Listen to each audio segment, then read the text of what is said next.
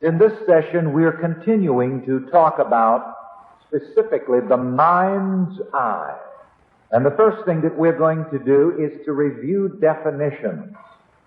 I'm a great believer in being cognizant of the definition of what you're talking about. This whole series is about visualization. So again, let's address ourselves to the meaning of the term visualization.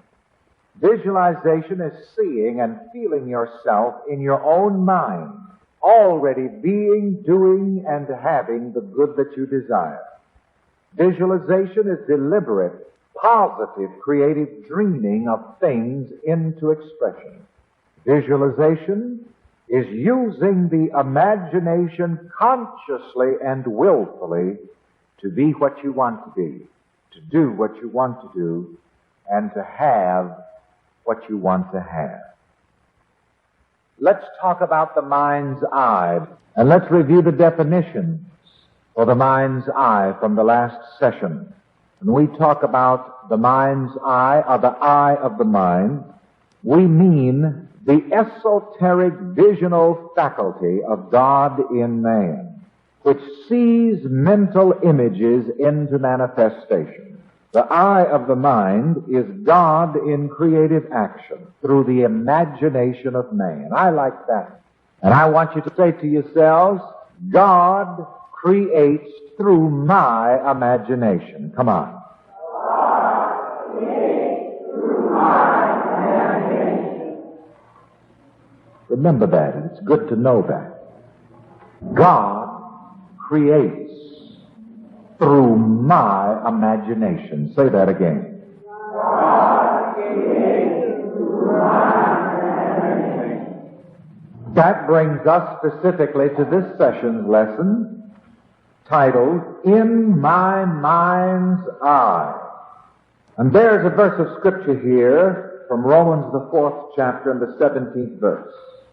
As it is written, I have made thee a father of many nations, before him whom he believed, even God, who quickeneth the dead, and calleth those things which are not as though they were.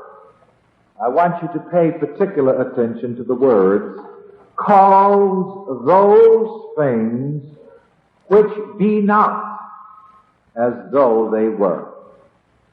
Because here is the key to what imagination does. Here is the key to what visualization does. When you deliberately visualize something, you are calling those things which are not materially as though they were. And that is a creative action of God. Referring again to a recent testimony here about visualization, you remember the lady said that she went to custom order her new Lincoln Continental, and she told the man the color combinations that she wanted, and the colors of the upholstery and various other features. And the man said to her, that's not in the book. To which she replied, what? But it's in my mind. So what was she doing? Calling those things which were not as though they were. And this is a very important point to remember about the modus operandi of visualization, the modus operandi of imagination. I was reviewing the tapes from the last videotaping, and I heard Mrs. Jackson testifying about how she visualized going on that trip to Los Angeles with me, and she saw herself in Los Angeles. She just visualized the trip. What was she doing? Calling those things which were not as though they were. And in a few days, somebody that she had worked for years ago wrote her a letter from Los Angeles and sent her $1,500. What you see is what you get. A visualization is one of the most amazing techniques that you can use to be what you want to be, to do what you want to do, and to have what you want to have. And I suggest to you that you practice it until you really master it. After a while, you will be able to actually see yourself seeing things into existence, creating things by your imagination. And you will learn how to consciously and deliberately see things and speak things into existence. But it takes practice. And may I suggest to you also that the art of visualization is a skill to be developed. I want to say this again and have you write it and repeat it after me. Visualization is a skill to be practiced and developed. Together, visualization is a skill to be practiced and developed. Here again is one of the differences in this teaching and in this philosophy. You must practice. I can tell you, other people can tell you, but nobody can do your doing for you. Nobody can do my doing for me. Together? Nobody can do my doing for me.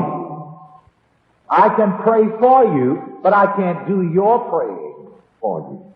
I'm recommending to you again one of the best writers on the subject of visualization that I know of is Neville. Ask for anything by Neville, particularly Resurrection. Get that book and never stop reading it. And we have had people to use visualization that had never been exposed to it before, and I mean they just got immediate results.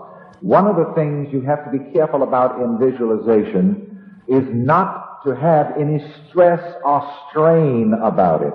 Visualization should be done with effortless effort. How should it be done? With effortless effort. It should always be pleasurable. There should be no force about it whatsoever. The visualization treatments that we've practiced together here in these classes have really been wonderful, so much so at the end that I just get carried away. And really I drag my feet on coming back because I usually end up out on a beach.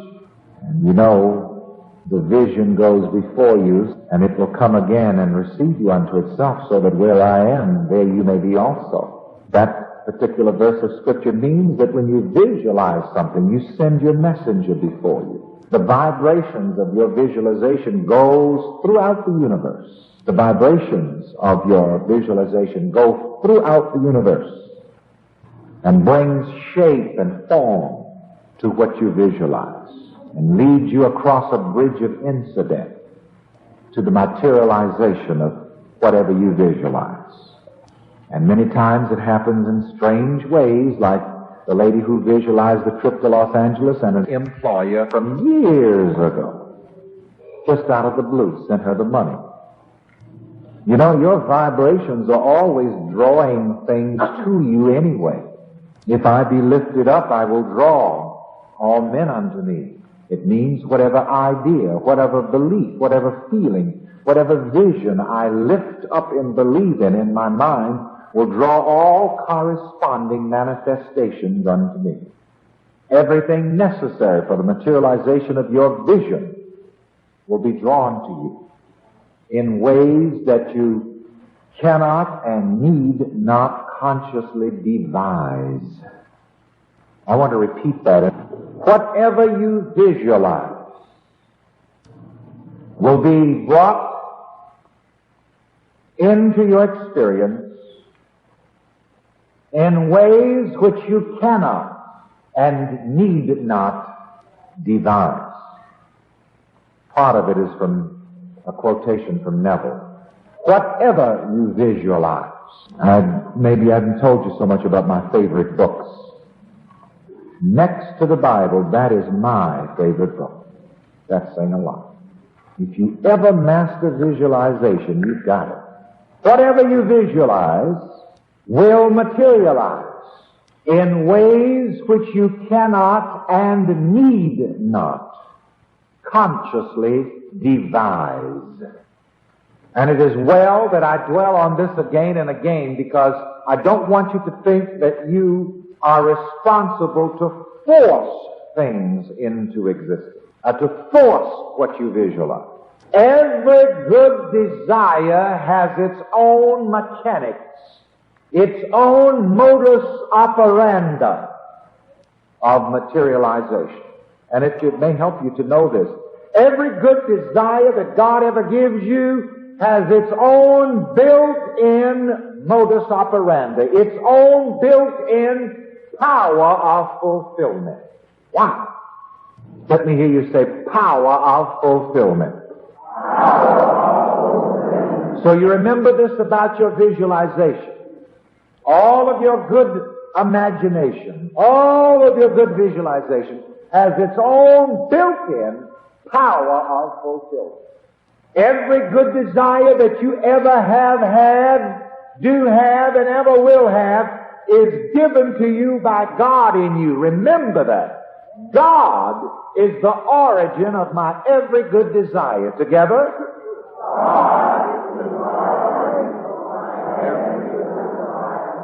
God is the power of fulfillment of my every good desire.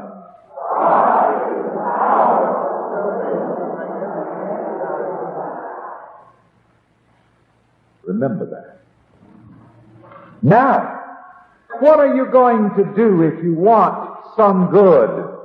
The answer comes, see yourself with it in your mind's eye.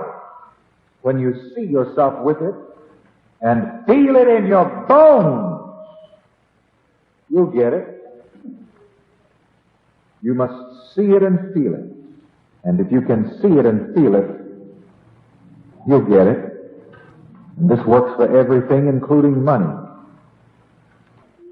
Back to the lady who was afraid of driving. She overcame that fear, and she got a brand new car by using the process of visualization, by using the eye of her mind. With the eye of her mind, she saw herself driving, turning the wheel, looking in the rearview mirror. You know, can't you feel the reality of her vision? You see, you must put reality in it. And notice how things happen. While she was eating lunch, listening to the radio, an announcement came on the radio, specifically for those of you who would like to drive, but you are afraid. All of these things come together if you keep imagining it. And she was wondering, well, then if I do learn how to drive, how am I going to get the money? She learned to drive, and her husband gave her a brand new car. Let me hear you say, it works. And again, I want to repeat, when you really start practicing visualization, you get to that point where you can catch it happening. And you'll get to the point where you can see it and speak it, and it just happens immediately, right at the same time. Another very interesting thing about visualization really leads all of the other senses. You see it, and then that helps you to feel it. That helps you to smell it. That helps you to taste it. For example, when we do our visualization, I go to the beach and we order those drinks, I taste them. I smell those flowers. Now, I believe that when an impression reaches the subconscious mind, it is actually impressed upon the subconscious mind by feeling.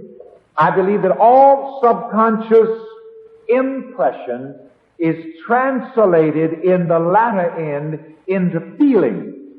But again, the visional faculty leads all of the other esoteric senses. And when you see it, you can feel it better. You can smell it better. You can taste it better. And the lady said that while she was visualizing for that car, she went around the house. Just like I told you, I used to go down the road pushing a dead branch off of a tree, walking 4 miles to school and back with my mother, just driving it. All right. That gets into also what I call the power of fascination. What fascinates you? What do you love? It must fascinate you, and you must love it until you can see it. I've had a lifelong love affair with automobiles, and they just keep coming to me. My garage is runneth over. I have a love and a fascination for clothing, and they just crawl right up on my back. What fascinates me? Several of the news reporters are telling me about the fascination of people with negative news, with bad news. And that's what creates more bad news. Be careful. Do not indulge in a negative fascination. Become fascinated with good and visualize that good. See that good in your mind's eye. Money has always been a great fascination to me, and I'll tell you that. I'm fascinated by it. It's so convenient, isn't it? And I don't care what the religious folks say about it. Money is nice.